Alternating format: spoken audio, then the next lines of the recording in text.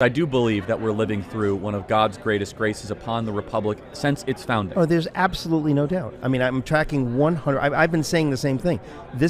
We're living through tremendous history this minute. And I think God gave his grace at its founding. God gave his grace in the Civil War. God gave his grace in World War II. And I think that this is up there. Because where we were headed, it would have... Honestly, this is ahead of World War II. Eric Metaxas there actually said that of Charlie Kirk's list of graces that God laid upon this country, which oddly included the Civil War, that resulted in defeat for the side that he would have supported, and World War II, those graces are surpassed by the election of Donald Trump. So it's pretty obvious that the folks set to take the White House and influence its policy decisions are doing it with a dictatorial mindset that answers solely to the deified version of Trump that was cultivated since he entered politics. And it's also why incoming Trump administration officials have begun questioning career civil servants who work on the National Security Council. And according to the AP, they're asking them who they voted for in the election, about their political contributions, and whether they've made social media posts that could be considered incriminating by Trump's team.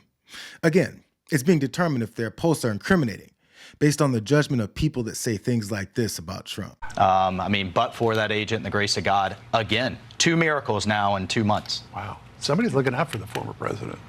That's exactly what the speaker told him. This is a divine intervention here for a higher cause. And there's Mike Waltz, Trump's pick to be his national security advisor, talking about how God diverted the angle of the bullet that whizzed past Trump's head in the Pennsylvania rally a few months ago as divine intervention.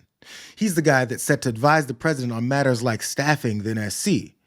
We don't stop to think about this enough. You know, this grown-ass man that's supposed to represent American citizens and soon our security interests is praising God for the fantasy that he diverted a bullet past a felonious president's head. And with that judgment, he's publicly signaled that he intends to get rid of all non-political appointees and career intelligence officials serving on the NSC by Inauguration Day to make sure it's staffed only with those that support Trump's agenda. An agenda that includes making political prisoners of his detractors. I do want to ask you about Donald Trump's comments about the, quote, enemy from within. He's not talking about immigrants here. He says he's talking about sick people, radical left lunatics. It should be very easily handled by, if necessary, by the National Guard, or if really necessary, by the military. He went on to identify Adam Schiff as one of these people. You are a decorated veteran. How would you feel about deploying against Adam Schiff? Well, I don't think that's what he said, John. I think you're connecting some dots there. But I mean, what he's talking about, if you just roll the tape back to 2020, you had Portland, a courthouse under sustained assault. But you're not suggesting deploying military against him. Do you want to deploy military against Adam Schiff? No. And do you think that discussions no, about but when he's talking about broadly, do you think, Congressman, do you think deploying military do you think deploying the military against political opponents is something that is responsible to discuss from political candidates? I think it's responsible to discuss deploying the National Guard, which is clearly part of the military, John, to keep our streets safe, to keep rioters out of the street. We don't have to hear for the 100th time that video of Donald Trump explicitly naming Adam Schiff and other politicians that exposed his crimes as the enemy within. Because people like Waltz simply dismissed it as a figment of everyone's imagination without taking responsibility for the fascist rhetoric.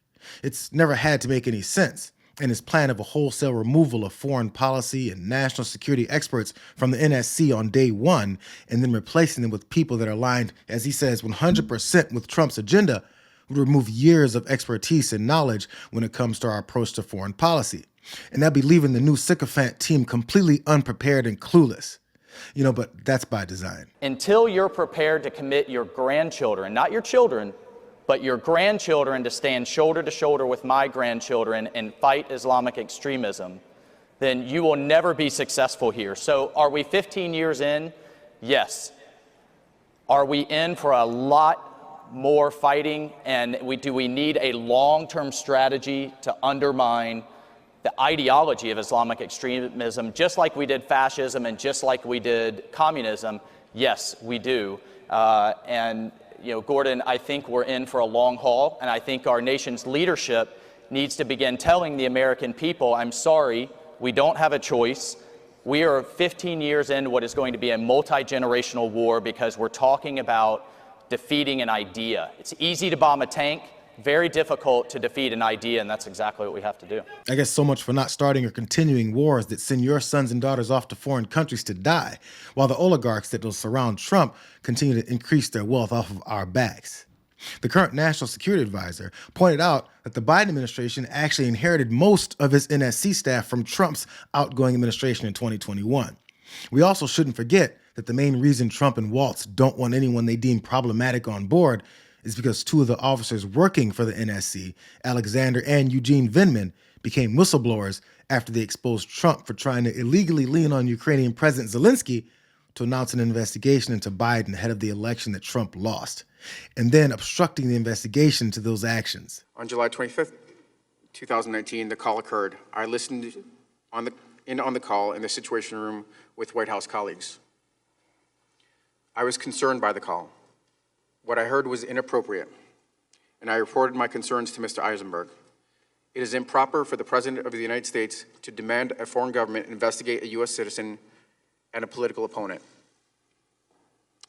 I was also clear that if Ukraine pursued an investigation, it was also clear that if Ukraine pursued an investigation into the 2016 elections, the Bidens and Burisma, it would be interpreted as a partisan play. This would undoubtedly result in Ukraine losing bipartisan support, undermining U.S. national security, and advancing Russia's strategic objectives in the region. I want to emphasize to the committee that when I reported my concerns on July 10th relating to Ambassador Sondland, and then July 25th relating to the President, I did so out of a sense of duty. I privately reported my concerns in official channels to the proper authority in the chain of command. My intent was to raise these concerns because they had significant national security implications for our country.